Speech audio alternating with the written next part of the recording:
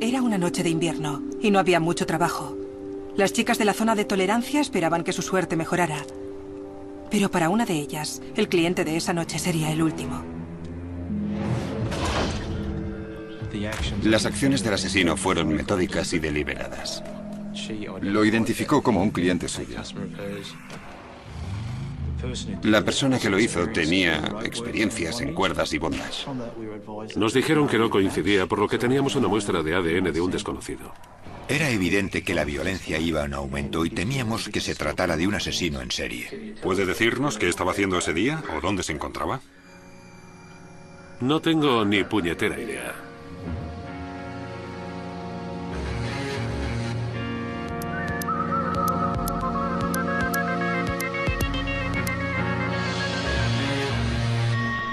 Crímenes imperfectos.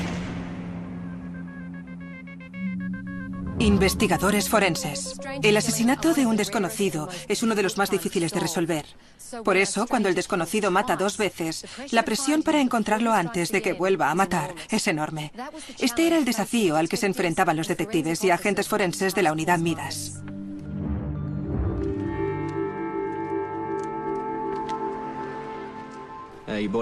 Se había encontrado un cuerpo entre unos matorrales de un solar vacío junto a la comisaría de policía de Kandra. Lo encontró un camionero al efectuar un giro para cambiar de sentido. Era el cuerpo de una mujer. Estaba en posición fetal. Llevaba solo una camiseta negra y unos botines. El rigor mortis ya era patente, lo que nos indicaba que llevaba muerta entre 4 y 6 horas. Tenía heridas de puñaladas en el estómago y la espalda y parecía que le habían cortado el cuello. La cantidad de sangre encontrada en la escena del crimen no se correspondía con las heridas que presentaba la víctima. De ello deduje que era posible que la escena primaria estuviera en otro lugar y esta fuera la secundaria, es decir, donde abandonaron el cadáver. Al examinar la escena del crimen secundaria, localizamos unas huellas de neumáticos que supusimos se acercaban en dirección al cuerpo. Luego giraban 180 grados, volvía dando marcha atrás hasta donde se encontraba el cuerpo y después se alejaba de él. También había huellas de pisadas que parecían pertenecer al mismo zapato. Estas huellas procedían de donde era lógico que estuviera la puerta del conductor. Luego rodeaban el cuerpo y volvían a la supuesta puerta del conductor. Establecimos que las huellas de pisadas en la escena del crimen no pertenecían al conductor del camión. Eso nos sugería que las huellas de neumáticos y de pisadas pertenecían probablemente al agresor. Tomé fotos de las impresiones de los zapatos y de los neumáticos. Esperábamos que en el futuro pudiéramos relacionarlas con el vehículo y el calzado del posible asesino. También medimos la distancia entre ruedas, es decir, la distancia entre ejes. Si pudiéramos localizar un vehículo, compararíamos estas medidas con las del vehículo con la esperanza de identificar al vehículo que había estado en la escena del crimen. Pero para poder identificar al agresor y luego situarle a él, su coche y sus zapatos en la escena del crimen, antes los agentes tenían que identificar a la víctima. No teníamos nada, ni billetera ni nada que en ese momento nos ayudara. Así que tomé fotos digitales de la fallecida. Y debido a la ropa que llevaba, deducimos que posiblemente era de la zona de Fortitude Valley, que es el barrio de tolerancia de Birchman. Enviamos esas fotos a los agentes locales y ellos nos dieron un nombre: Jasmine Crathern, una conocida prostituta. La autopsia indicó que había recibido por lo menos 14 puñaladas. La mayoría de ellas se concentraban en un círculo de un diámetro de 2,5 centímetros. Algunas tenían una profundidad de 16 centímetros, lo que indicaba un ataque brutal y agresivo. Lo más probable es que el arma homicida tuviera una longitud de entre 15 y 17 centímetros de hoja no dentada, sino de hoja lisa, posiblemente con corte en ambos lados, un arma tipo daga. No presentaba heridas defensivas y los análisis toxicológicos indicaban que Jasmine no había tomado ninguna droga que la hubiera dejado inconsciente. Era probable que la hubieran atacado por sorpresa. Debido a que solo estaba parcialmente vestida, supusimos que el asesino podría ser un cliente. Sin embargo, las prostitutas Debido a la naturaleza de su trabajo, tienen muchos clientes, lo que incrementaba la lista de posibles sospechosos. Para reducir dicha lista, así como para buscar otros posibles sospechosos que conocieran y tal vez quisieran matar a Yasmine, los agentes fueron al barrio de Tolerancia. Una vez les explicamos que no nos interesaban sus actividades cotidianas, que solo queríamos resolver el asesinato de una colega, de una amiga suya, se mostraron más dispuestas a hablar con nosotros. Descubrimos que además de la ropa con la que se encontró a Yasmine, antes del incidente llevaba una minifalda de color beige, una chaqueta deportiva del mismo color y un bolso negro. También supimos que una amiga llamada René le había prestado una camiseta negra y sospechábamos que esa era la que llevaba puesta. Esa camiseta, junto con los botines de Yasmine, fueron examinados por los forenses en busca de ADN del agresor. Pero ahora que la policía sabía cómo iba vestida esa noche, esperaban verla junto a su asesino en las cámaras de seguridad instaladas en Fortitude Valley. Visionamos los vídeos, lo que nos llevó mucho tiempo. Sin embargo, teníamos que hacerlo. De esos vídeos obtuvimos una imagen de Yasmine en la gasolinera BP. Pero Yasmine estaba sola. Eran las 8:32 de la noche y la policía sabía que se encontró con su asesino entre 3 a 8 horas después. Entonces emergió un sospechoso. Por nuestras pesquisas con relación a ese hombre, supimos que había salido hacía poco de la cárcel, donde había estado cumpliendo condena por apuñalamiento. La policía que investiga el asesinato de Yasmine Crather, trabajadora del sexo, ha dicho que fue apuñalada hasta 20 veces. En resumen, fue un ataque realmente furioso. El cuerpo medio desnudo fue encontrado el jueves por un camionero en un solar vacío. Los agentes que investigan el caso creen que fue asesinada en otra parte. Están siendo examinadas las huellas de neumáticos encontradas junto al cuerpo de la señorita Crather. Con relación a las huellas de neumáticos encontradas en la escena del crimen, desgraciadamente no disponíamos de ninguna base de datos con los distintos tipos de neumáticos. Tuvimos que ir puerta a puerta y hablar con los fabricantes. En esas primeras investigaciones no pudimos identificar el neumático. Sin embargo, por las características básicas del mismo, el dibujo, lo que en la industria se conoce como banda de rodaje, era profundo y se utiliza generalmente en vehículos comerciales ligeros, especialmente camionetas y furgonetas. A continuación, los agentes se centraron en la huella del zapato. Enviamos las fotos a un agente de policía que tenía una base de datos con todas las clases de zapatos. Esa huella fue identificada como perteneciente a unas botas Timberland, que es un calzado de trabajo que utiliza mucha gente. Hablamos con los distribuidores de botas Timberland de la zona de Brisbane. Nos proporcionaron cierta información, principalmente que la huella del dibujo de la suela llevaba más de 30 años en el mercado. Por ello, las posibilidades de localizarlas eran nulas. Sin embargo, nos proporcionaría una buena referencia si encontrábamos a un sospechoso.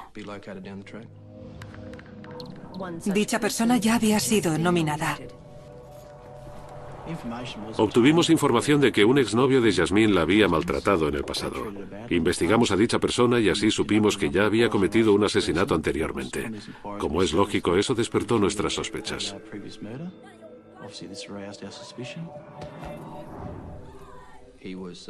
Lo localizamos y lo interrogamos a fondo. Como resultado de ello, lo eliminamos de nuestra investigación, en base a varias razones. Principalmente porque tenía una coartada sólida con relación al tiempo que habíamos establecido. Y además con relación a las impresiones de botas y neumáticos encontradas en la escena del crimen, en ese momento ninguna de ellas podía relacionarse con él. De la información que nos facilitaron algunas de las prostitutas que trabajaban en la zona de Fortitude Valley, nos centramos en otro sospechoso. Se trataba de un varón que extorsionaba a varias chicas, también las agredía y traficaba con drogas. Por nuestras pesquisas con relación a ese hombre supimos que había salido hacía poco de la cárcel, donde había estado cumpliendo condena por apuñalamiento. Sin embargo, al igual que su exnovio, ese hombre también fue eliminado de la investigación. También tenía una coartada muy sólida y ni las suelas de sus botas ni las de los neumáticos de su vehículo coincidían con las encontradas en la escena del crimen. Pero ahora los agentes tenían otra prueba forense para añadir a su lista. Nos dijeron que habían obtenido una muestra de ADN de una mancha de semen encontrada en la camiseta que llevaba Yasmine Crather cuando fue encontrada. Supusimos que el semen pertenecería a uno de sus clientes. Esperábamos que ese cliente también fuera el agresor. Luego, esa muestra de ADN fue comparada con las muestras de ADN de la base de datos. Nos dijeron que no coincidía, por lo que teníamos una muestra de ADN de un desconocido. Localizamos a varios clientes habituales de Jasmine. Esos clientes se prestaron voluntariamente a que les tomaran una muestra de ADN. Y todos ellos fueron eliminados como posibles sospechosos. Había dos posibilidades: que Jasmine hubiera sido asesinada por alguien a quien conociera o bien por un desconocido, un cliente que acabara de conocer esa noche. En ese momento de la investigación, confiábamos haber hablado con todos los hombres conocidos de Jasmine y los habíamos eliminado como potenciales sospechosos. Eso nos llevó a creer que se trataba de un desconocido, alguien a quien Jasmine no conocía, un cliente que hubiera conocido esa noche. Los investigadores de la policía han ido a la reserva Deepwater Bend, donde unos obreros municipales han encontrado el cuerpo de una mujer a las 7:30 de la mañana. Ahora, 6 meses después, parecía que otra trabajadora del sexo se había encontrado con el mismo cliente. Estaba como atada, con la cara hacia abajo, y se veían heridas de cuchilladas. Los propios obreros acordonaron la zona. Pensamos que lo mejor era acordonar la zona, ya que era la escena del crimen. La policía cree que no llevaba ahí mucho tiempo. Lo más probable es que solo lleve aquí unas pocas horas. El cuerpo se encontró en el aparcamiento boca abajo. Estaba completamente desnuda, excepto por una sandalia en el pie izquierdo. Presentaba puñaladas en la espalda, el pecho y un costado. Se tomaron fotos digitales de las huellas dactilares de la fallecida y fue identificada como Julie McCall, de 42 años, prostituta de Brisbane. Tenía atada varias cuerdas a las piernas, la cintura, las manos, y también llevaba lo que parecía ser un antifaz y una mordaza. A Julie McCall la habían apuñalado 24 veces. Y al igual que en el caso de Jasmine Crathern, varias de esas heridas tenían una profundidad de 16 centímetros, aunque esta vez las acciones del asesino no habían sido tan agresivas. Las cuerdas no habían sufrido daño alguno, lo que indicaba que las acciones del asesino fueron metódicas y deliberadas. Sin embargo, esas cuerdas proporcionarían una posible pista. Viendo la forma en que habían sido atadas las cuerdas y el trabajo al que se dedicaba Julie, supusimos que podría tratarse de bondage y que la persona que lo hizo tenía experiencia en cuerdas y en bondage. Nosotros creíamos que la cuerda era propiedad del asesino. No es algo que normalmente lleve encima una prostituta a la espera de un potencial cliente aficionado al bondage. Esperábamos que el examen científico de la misma nos llevara al propietario y potencial asesino. Por nuestras investigaciones supimos que era una cuerda de algodón trenzada de varias hebras, que es una cuerda muy común.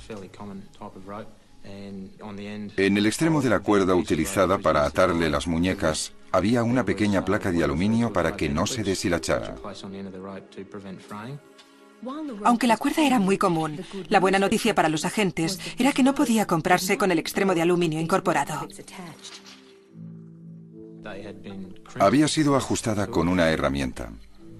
Así que teníamos la posibilidad de encontrar la herramienta utilizada en base a la impresión que había dejado en el aluminio. Pero al igual que las huellas de neumáticos y zapatos en el caso de Jasmine Crathern, había que encontrar antes al sospechoso. Y el cheque arrugado que había sido encontrado junto al cuerpo de Julie era la pista que ahora debían seguir. Ese sería el móvil. Había requerido los servicios de esa mujer y ella le robó el dinero.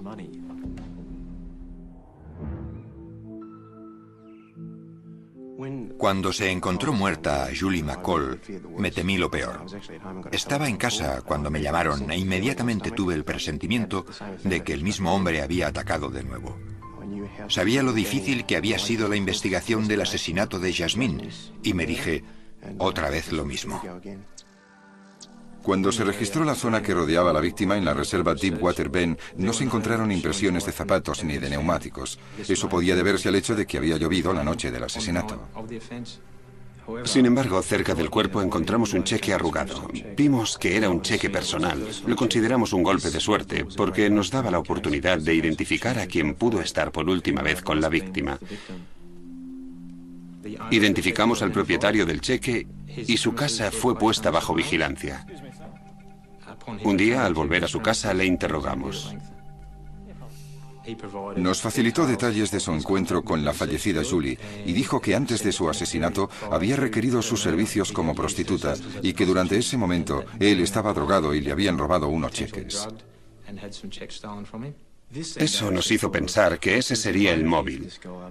Había requerido los servicios de esa mujer y ella le robó el dinero. Sin embargo, tenía una coartada de sus movimientos la noche anterior y pudimos verificar que era cierta. También descubrimos que la versión que nos había ofrecido con relación al robo de los cheques era cierta, por lo que en ese momento no teníamos nada contra él. Aunque no lo eliminamos como potencial sospechoso, pero teníamos que investigar por otros caminos. Normalmente hacen la calle por la noche esperando a los clientes, pero el temor de que sean el objetivo de un asesino en serie que elige a sus víctimas por la noche las ha hecho cambiar de horario. Podría ser cualquier hombre, no lo sabemos. Hay mucho tío raro y bueno, es más seguro durante el día. Cuando se encontró a Julie, la prensa se interesó por su muerte. Hablaban de la posibilidad de que se tratara de un asesino en serie. Nuestro temor era en realidad que alguien quisiera matar a las mujeres que hacían la calle. Ahora teníamos a 2 mujeres que habían sido asesinadas violentamente, apuñaladas, en solo 6 meses, y era posible que el asesino atacara de nuevo. Decidimos que la forma más eficaz de investigar ese asesinato y el de Yasmine Crathern era crear una unidad especial. Se llamó Unidad Midas, y su función era resolver esos 2 asesinatos e investigar otros 2 ataques a 2 prostitutas en 1998. Concretamente el asesinato de Elizabeth Henry y la grave paliza que le dieron a Karen Redmayne. Inicialmente cada investigación será independiente. Y en este momento es demasiado pronto para decir si se trata de una sola persona o de varias. Una prostituta creía que ella tenía la respuesta. Por lo menos en el caso del asesinato de Julie. Yassin creía que había sido la última persona en ver a su amiga con vida. Y además, había visto al asesino.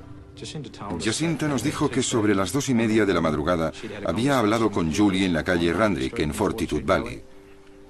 Hablaron de lo tranquila que era la noche, del tiempo, etc. Unos 20 minutos después, un hombre se aproximó a Jacinta. Habló con él y este le pidió algo diferente y luego le explicó que quería atarla. A Jacinta no le interesó la demanda de ese hombre. Bajó del vehículo y el varón se fue no sin antes decirle, puede que vuelva. Poco después, Jacinta fue a hablar con Julie y vio que no estaba.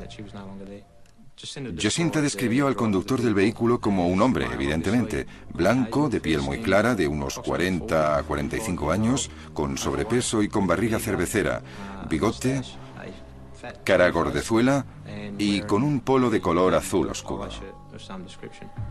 Yassin ayudó a la policía a realizar un retrato robot del sospechoso. También describió el coche. Jacinta describió el coche como de tracción a las 2 ruedas, doble cabina, porque me dijo que cuando se sentó en el asiento del pasajero pudo apoyar la pierna en el asfalto, cosa que no hubiera podido hacer de tratarse de un 4x4. Dijo que la capota del coche era del mismo color que el vehículo. También señaló que la matrícula era de Queensland. La policía siguió el mismo proceso que había utilizado con Yasmine Crathern y obtuvo todos los vídeos de las cámaras de seguridad de la zona para ver si podían identificar el coche y, lo que era más importante, la matrícula. Encontramos un vehículo similar al descrito que pasó esa noche por Fortitude Valley. El vehículo salió 3 veces en las grabaciones y nos dijimos, bien, tenemos algo. Pero debido a la baja calidad del vídeo y a que estaba lloviendo, no pudimos identificar la matrícula, ni la marca y modelo del vehículo. Fuimos a visitar a los distintos concesionarios de la zona norte con las fotos para ver si podían identificar el vehículo en cuestión. Tras descartar varios modelos, se llegó a la conclusión de que se trataba de un Mitsubishi Triton, fabricado entre 1996 y 2001, modelo MK Triton.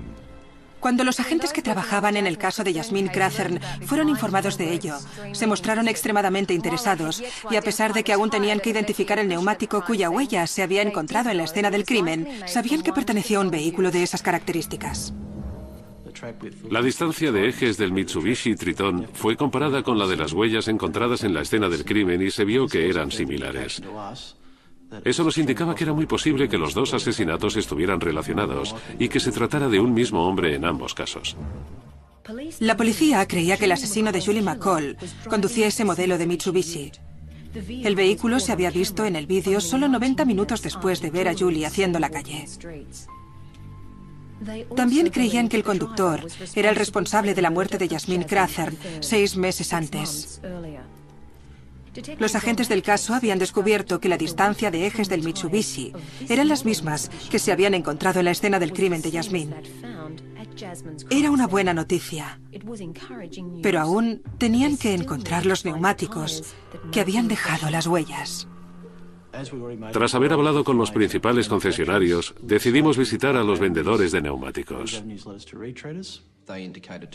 Nos indicaron que no era un neumático recauchutado y que posiblemente sería de importación. Fuimos a ver a un importador en particular. Le preguntamos al encargado si podíamos examinar los neumáticos que tenía en el almacén, porque en ese momento no sabíamos de memoria el dibujo de nuestro neumático. En ese almacén descubrimos el neumático. Era chino, de importación. Habían empezado a importarse a Australia en 2000, pero solo se habían vendido un par de miles. Y ese almacén era el único importador de ese neumático en Australia.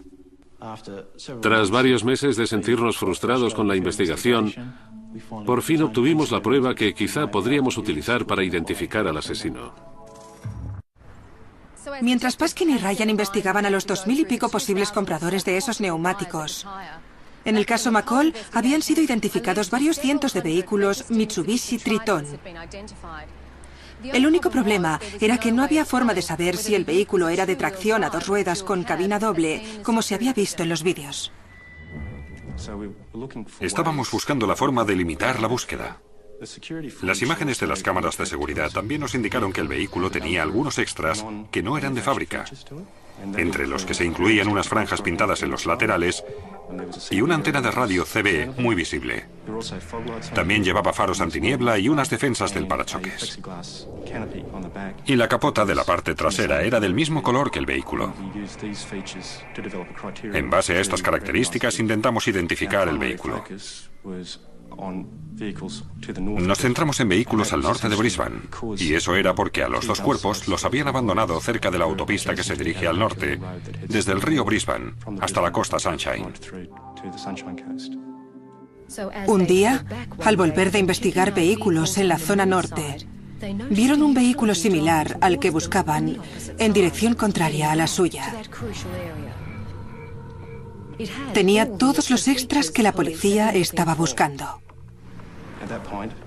En ese momento, estuvimos tentados a perseguir el vehículo, pero para cuando hubiéramos encontrado una salida para circular en la otra dirección, el vehículo habría desaparecido.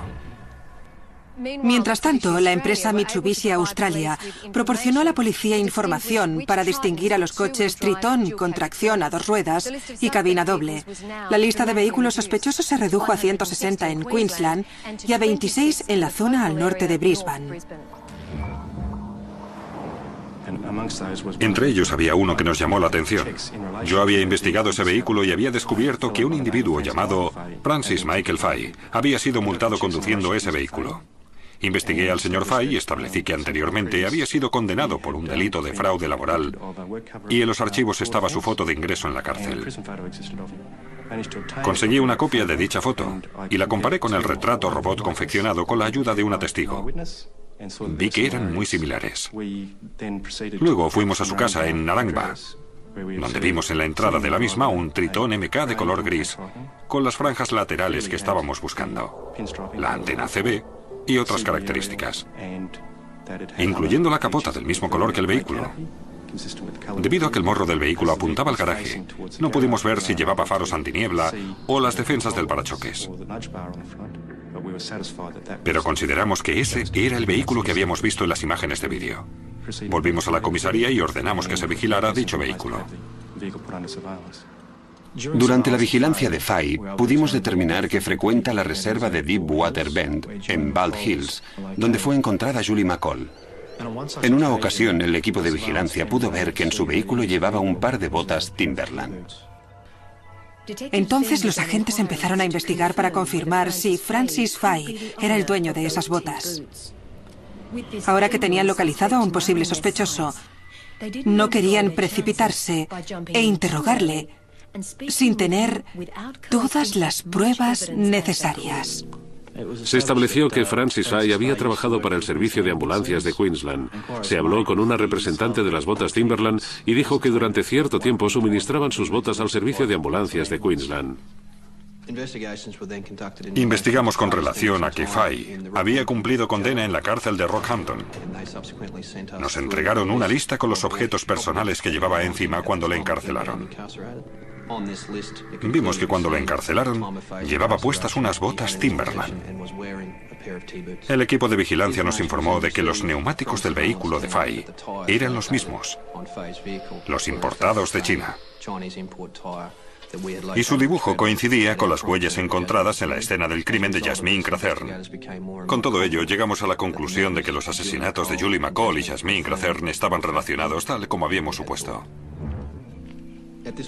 En ese momento, habíamos establecido que Fay tenía y llevaba botas Timberland, que en su vehículo llevaba neumáticos chinos de importación, cuyo dibujo coincidía con las huellas que teníamos y que conocía la zona de Deepwater Bend.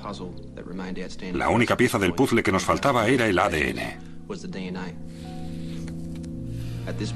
En ese momento hicimos que un equipo vigilara a Fay, y estos recogieron una colilla que Fay había tirado y la enviamos al laboratorio.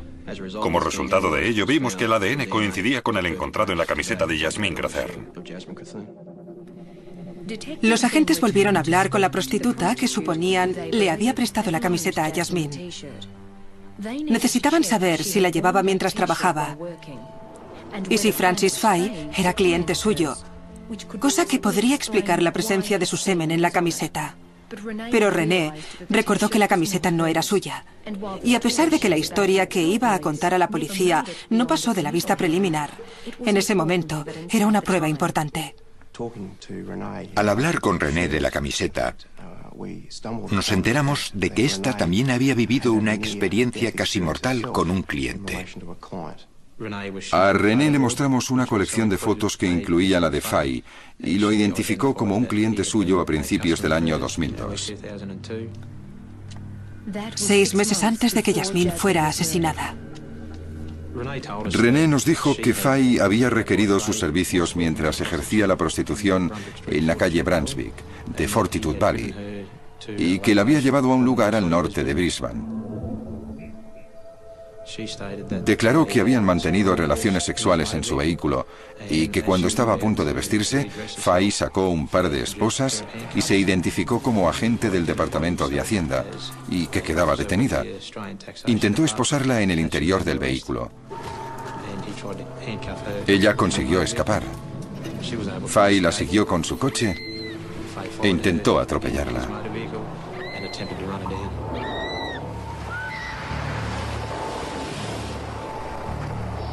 Cuando los agentes tuvieron conocimiento del incidente con René, vieron que la violencia de Francis Fay incrementaba cada 6 meses. Inicialmente con René había intentado atropellarla, después asesinó a Yasmine, apuñalada 14 veces, y a continuación el asesinato de Julie, apuñalada 22 veces. Era evidente que la violencia iba en aumento. Ya habían pasado 3 meses desde el asesinato de Julie y la policía creía que tenía pruebas suficientes para actuar y así ninguna otra prostituta tuviera el mismo destino. Se obtuvo una orden para la detención de Fay y su casa fue registrada en busca de más pruebas. 50 agentes de policía se han movilizado esta mañana a las 5:30 para ejecutar una orden de registro. La acción ha sido orquestada por la Unidad Midas, un equipo especial que investiga los asesinatos de las prostitutas que trabajaban en Fortitude Valley. Julie McCall, Elizabeth Henry y Yasmine Crethern, y el intento de asesinato de Karen Ann Redmile. Estamos interrogando a los ocupantes de la casa. Esa gente ha ayudado a la policía en su investigación y sigue haciéndolo.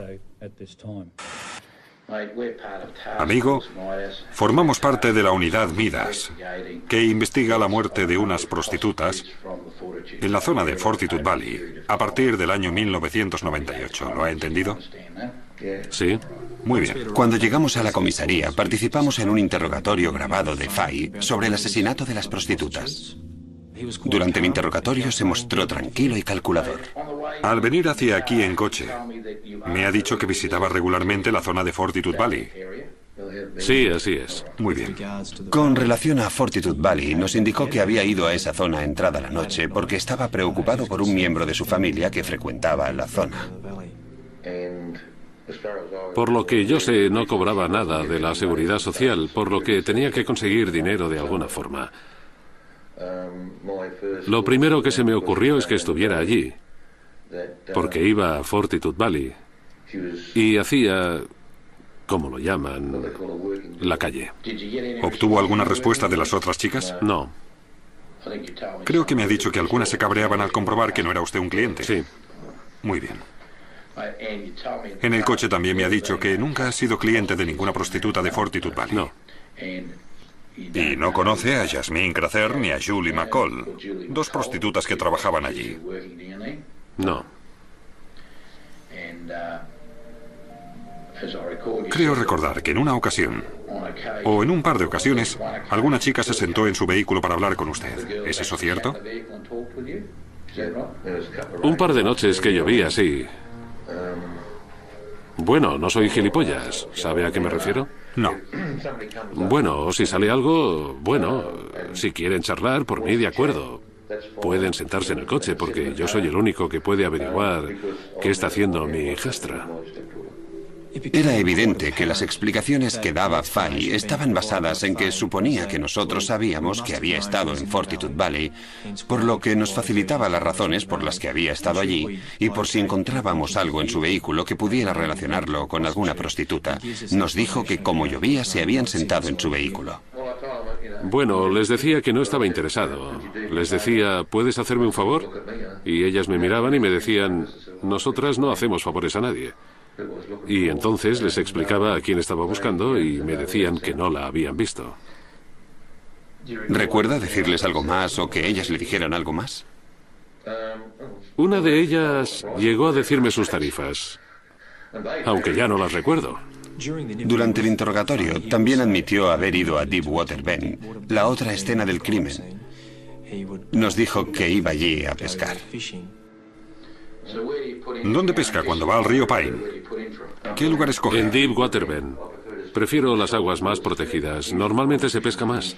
Me gusta irme lejos de los jodidos idiotas con sus motos de agua y el esquí acuático. Así que me quedo en esa zona. De nuevo, era su forma de decir, vale, la policía sabe que he estado allí. Bien, la razón es que voy a pescar. Lo que Fay no sabía era la cantidad de pruebas que tenía la policía y las que iban consiguiendo en su casa. Intenta retroceder a finales de febrero, sobre el día 26 de febrero, que es cuando fue asesinada Julie McCall. ¿Puede decirnos qué estaba haciendo ese día o dónde se encontraba? No tengo ni puñetera idea. Ni idea. ¿Qué día de la semana era? Era un miércoles por la mañana. Sería martes por la noche, miércoles por la mañana. Bien, un martes por la noche supongo que estaría en casa viendo Ley y Orden si es que la emitían. Francis Fay había sido interrogado durante casi 4 horas y ni una sola vez había pestañeado dando a entender que podía ser culpable. Se llamaba Jasmine Crather. ¿La había visto antes? No. La policía ya contaba con un buen número de pruebas en su contra por los 2 asesinatos, pero esperaban encontrar más en su casa. Bien, tenemos que esperar un rato los resultados de unas pruebas. Suponíamos que ya los tendríamos y solo... Bien, no tardarán mucho, pero tendremos que suspender el interrogatorio, amigo. Una de las primeras cosas que vimos fue un par de botas Timberland. De hecho, había 2 pares en la puerta principal de la casa. Las llevamos al laboratorio para que las analizaran. El tamaño de las botas, sus suelas, el desgaste de las marcas del dibujo de las mismas, coincidían con las huellas encontradas junto al cuerpo de Jasmine. En la bota izquierda se encontró una gota de sangre. La sangre fue analizada y coincidía con la de Jasmine Crather. En el garaje encontramos una barca con un motor fuera borda y atado al mismo una cuerda. Esa cuerda era del mismo material y tenía la misma estructura de la que se ató a Julie McCall. Y la cuerda también tenía unas pequeñas placas de aluminio en los extremos. También encontramos unas tenazas y con ellas presionamos una lámina de plomo y su impresión se comparó, con ayuda de un microscopio, con las marcas dejadas en las placas de aluminio del extremo de la cuerda con la que había atado las muñecas de Julie McCall. Esas marcas eran exactamente iguales. La prueba más concluyente que encontramos en la casa de Francis Fay era una bayoneta. Las dimensiones del arma eran similares a las heridas que presentaban Julie y Jasmine. Durante el registro de la casa hubo un descanso en el interrogatorio y fue entonces cuando recibimos la mayor parte de la información. Amigo, ¿quiere otra taza de café o un vaso de agua? No, ya tengo agua. En ese momento nos percatamos que Fay tenía problemas en seguir con su historia. Tenía que saber que íbamos a conseguir un montón de pruebas que le relacionarían con los asesinatos, y eso era demasiado para él. Fue en ese momento cuando Fay nos llamó para que volviéramos a la sala de interrogatorios. Señor Fay, hace un momento me han llamado para que volviera. Me han dicho que quería hablar conmigo. Sí. ¿De qué quiere hablar ahora, amigo? Solo quiero desahogarme. ¿Con relación a los temas de los que hemos hablado esta mañana? Sí, quiero admitirlo. El de Candra y el de Deepwater Bend. Entonces Fay empezó a hablar de la muerte de Jasmine Clathern. Nos explicó cómo la había recogido esa noche en Fortitude Valley. Se acercó una chica y me preguntó si quería compañía. Yo le dije que sí, que no importaba que me hiciera compañía. Luego me dijo lo que cobraba. $50 por una mamada y me apetecía, así que acepté. Fuimos a un solar vacío. Ella quería cobrar por adelantado, así que le di los 50 pavos y practicamos sexo oral en la parte trasera del coche. El condón se rompió y lo siguiente que recuerdo es que iba pisando el acelerador a fondo por la maldita autopista. A la otra, bueno, paré en el Night Owl. De allí cogí un café.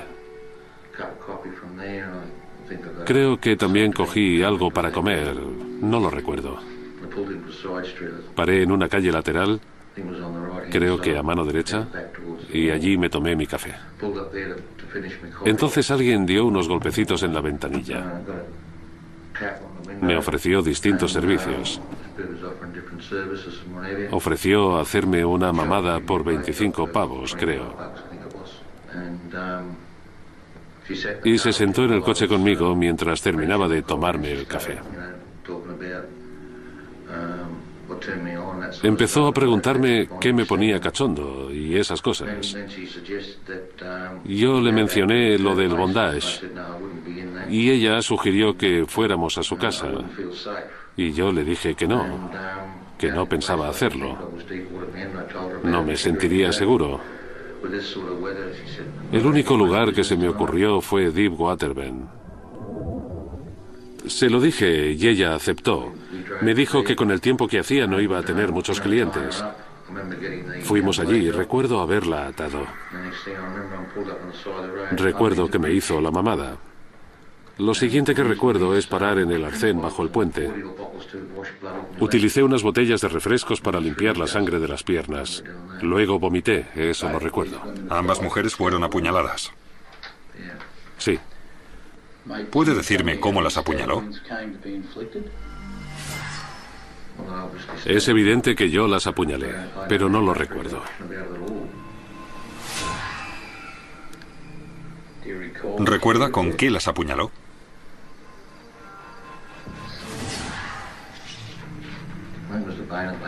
Llevaba una bayoneta en el coche. Hacía años la utilizaba con los cerdos. Ya sabe, iba muy bien para matarlos. Antes le enseñé 2 fotos y me dijo que no las reconocía. Ahora voy a mostrarle otra vez esas fotos. Esta es Julie McCall y esta Jasmine Crathern. ¿Sigue sin recordarlas? Es evidente que son esas 2 mujeres. Pero la verdad es que no me fijé en ellas. No me importaban. Durante la investigación y el interrogatorio, la policía pudo descartar que Fay tuviera algo que ver con el asesinato de Elizabeth Henry y lo que ahora ya se había convertido en el asesinato de Karen Redmail. Esos asesinatos siguen sin resolver. Francis Fay fue acusado de 2 asesinatos por las muertes de Jasmine Crathern y Julie McCall. El juicio tuvo lugar en septiembre de 2005 y duró 3 semanas. Francis Fay prefirió no facilitar pruebas en su defensa. El jurado estuvo deliberando 6 horas y su veredicto fue de culpabilidad por ambos cargos de asesinato. Francis Fay fue condenado a 2 cadenas perpetuas que debía cumplir al mismo tiempo. Tenía que cumplir un mínimo de 25 años, lo que significa que podría salir en libertad condicional en 2028. El veredicto ha sido celebrado por los investigadores que han conseguido encerrar al segundo asesino en serie convicto de Queensland. Esperamos que ahora las familias puedan descansar tras esta investigación realmente difícil. Las pruebas forenses demostraron que las huellas encontradas coincidían con las botas del uniforme del servicio de ambulancias de Queensland. Fue profético que la unidad se llamara Midas, porque todo lo que tocamos se convirtió en oro en términos de pruebas. Desde la perspectiva forense, creo que fue la investigación perfecta. Creo que todas las pruebas que encontramos dieron su resultado. Fue extremadamente satisfactorio para los miembros de la unidad y para todo el cuerpo de policía que Francis Fay fuera condenado por esos asesinatos. No tengo duda de que si no lo hubieran condenado habría continuado matando. ¿Se encuentra mejor o qué? Hasta cierto punto sí, pero hasta cierto punto no. Bueno, ¿No sabe por qué lo hizo? no sé por qué lo hice. Porque me he pasado toda la puta vida salvando vidas y ahora he matado a 2 personas. Y no sé por qué.